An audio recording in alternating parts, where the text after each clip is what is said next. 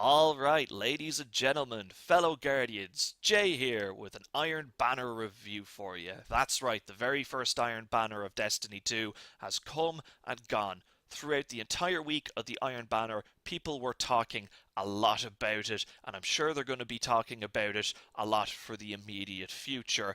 The main reason for that was, overall, I got the impression that people were unimpressed with the Iron Banner. Me, myself, if I was to describe the first Iron Banner in one word, that word would be disappointing.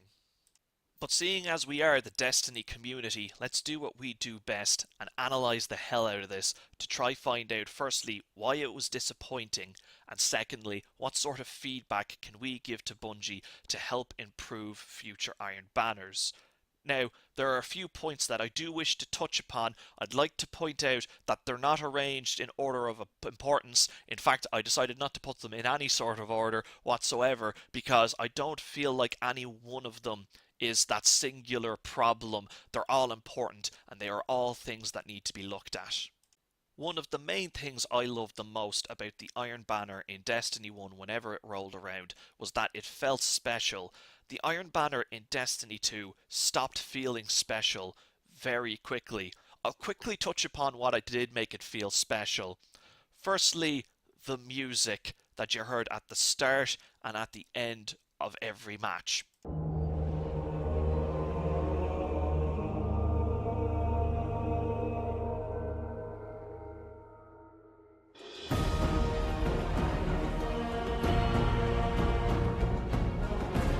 Iron Banner control.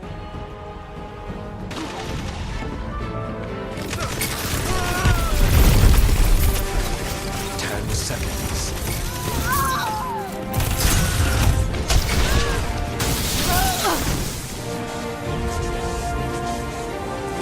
You will endure. Also, having Lord Saladin commentating over the matches was a very nice touch, but very quickly I felt like I was just playing regular control in regular quick play in the regular Crucible. It didn't feel special, it didn't feel like the Iron Banner. Primarily this is due to the fact that the entire PvP in Destiny 2 has been streamlined. Every match, in every mode, in every playlist is 4v4 and power level advantages are disabled. Now this is great because it makes the Crucible a lot easier to access for everyone, and that's brilliant because I want more people in the Crucible. Also, it makes balancing the mode so much easier. We have had no Thorn or Surus regime levels of complaints when it comes to balancing in the Crucible, and that's great. We've less to complain about. The drawback to it is that it makes it tougher to differentiate different modes. It makes it tougher to make other modes stand out from one another. So, what kind of feedback could I give to improve this? Well, I have four suggestions that might help with that. The first one is to turn power level advantages back on. I know it's been often said that turning on power level advantages actually has a very small impact in regards to time to kill and actual advantages players have over one another. But that small difference has a huge impact on the overall game and its perception. So I'm not saying that you should commit to turning it back on straight away, but do a trial run for 1 month when the Iron Banner rolls around. Say that you're going to turn it back on as a test run. Let the player base compete. Take the feedback from the community and bear that in mind when moving forward with your decision. Secondly, you could add modifiers that are unique to the Iron Banner to the playlist, something to really differentiate them. They could be something small, like increasing or decreasing the rate at which power ammo drops. It could be something substantial, like Mayhem mode. It doesn't have to be the same modifier. You could have a pool of modifiers to rotate them, even have specific modifiers for specific modes. Take Control, for example, which was in the Iron Banner just gone.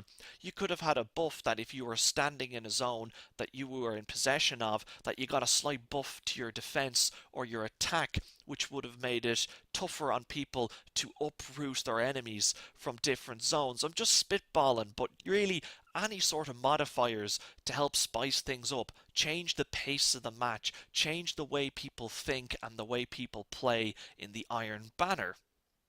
Thirdly, you could add maps that are exclusive to the Iron Banner playlist. Now, this suggestion comes with a huge caveat because people aren't going to want to see the number of maps in the regular Crucible minimized, and at the same time, if there aren't enough exclusive maps in the Iron Banner playlist, it's going to get too repetitive too quickly. But if you had the pool of regular maps to use from the Crucible and have one or two Iron Banner exclusive maps that are thrown in there, that could work. It's just a small suggestion. Might be a little greedy on my part, I will admit that, but that's just a small suggestion to help things out as well. My final suggestion would be to create an actual Iron Banner mode, a Crucible match type that exclusively appears during the Iron Banner. I keep going back and forth in my head between thinking that's a really good idea and that it's a really dumb idea. If it's a really good game mode, people are going to want to come and play the Iron Banner whenever it rolls around. On the flip side, if it's a really good game mode, people are going to be annoyed that they can't play it all the time. So that's one's probably reaching a bit, probably a dud idea, but I just felt the need to throw it out anyway. Let me know in the comments what you guys think about that one. But it's not just the gameplay and the game mode that's bothering people. The reward system implemented and the rewards given are really rubbing people the wrong way. Let's look at the cosmetic side of things first. You have the armor sets. The Iron Banner every year gives an unbelievably epic set of armor, and this year is no exception. The samurai themed sets are absolutely to die for. I really, really want one. Now, with the weapons, this is where we get a bit of a problem. Weapons in the Iron Banner really have always been skin swaps, and this year it just seems to be, for lack of a better word, the most uninspired that I can recall. When you weigh up what they did with weapon models for the Rise of Iron and the Year 3 Iron Banner weapons. Even with Year 2, you had some really obvious skin swaps, but there were enough details altered on them to make these guns really stand out and instantly identifiable. Whereas when I looked at any of the guns from the Iron Banner this year, if it weren't for the Iron Banner logo on them, I wouldn't be able to identify them as Iron Banner guns. I would just view them as another legendary. So really, the weapons have let us down this year. The armor set is amazing, I will give you that. But enough about cosmetics. What sort of epic perks do we have from the Iron Banner weapons and armor? Well, none really, being honest. We all know the story of the armor sets, and with the weapons, you're just working with less perks than you did in Destiny 1, but the trade-off is that you have mods that allow you to customize your weapons and armor. So I think something that would really get people excited for the Iron Banner would be Iron Banner exclusive mods. These could be buffs for both PvE and PvP. We can reach into the lore of the Iron Lords and find perks appropriate.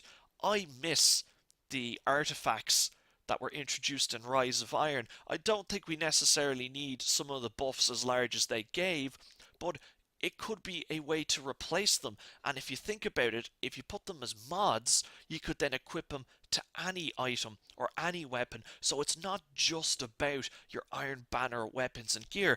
That can blow the doors wide open for so many different opportunities. The same can be said for Trials of the Nine and even the Raid.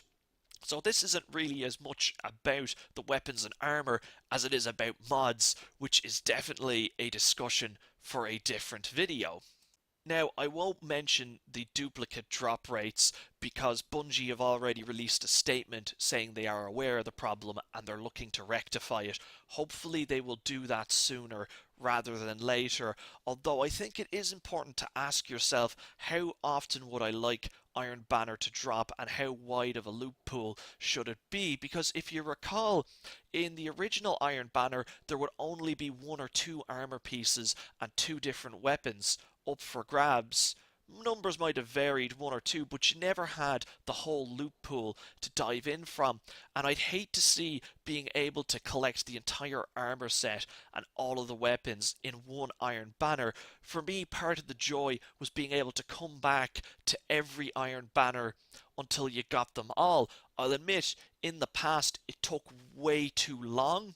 But I will admit I'm worried that if Bungie were pressured too much, they would just throw all of the loot at us. You would do one Iron Banner, get it all, and then you'd look at the Iron Banner and go, what's the point? You'd need major overhauls to the gameplay to bring people back in for something that unique. I know the loot drop was better for the faction rally, but with that you have to bear in mind that there were three different vendors you're collecting armor sets, shaders, and weapons from. So theoretically, the drop from the faction rally should be really triple whatever it is for the Iron Banner.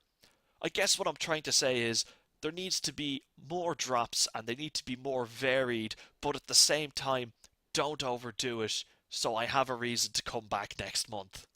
So that's just some food for thought for you. I'm going to wrap up the video here. Bungie are doing a Twitch stream where they'll be talking about seasons and the effects they'll have on both clans and the Iron Banner. I believe, I'm going to guess off the top of my head and say it's on the 22nd of October. So hopefully we will have plenty of Iron Banner news for that. You'll have the Bungie weekly updates. Hopefully we'll be hearing more about the Iron Banner. And do bear in mind, it is just the first one. By all means, we need to give Bungie our feedback so they can understand what we as a player base want. We are a fantastic community for that. Lots of constructive criticism. Absolutely love to see. Very well thought out, well written. If you see it on Reddit, Twitter, other YouTube videos, absolutely fantastic. Anyway, guys, this video has gone on more than long enough. Thank you so much for watching. If you're new to the channel, please make sure you subscribe, hit a like or a dislike, leave a comment in the comment section. Tell me what you thought about my thoughts, and hey, who knows, maybe next month you might cross paths with me in the Iron Banner. Eyes up, Guardian. I'll see you in the next video. Cheers.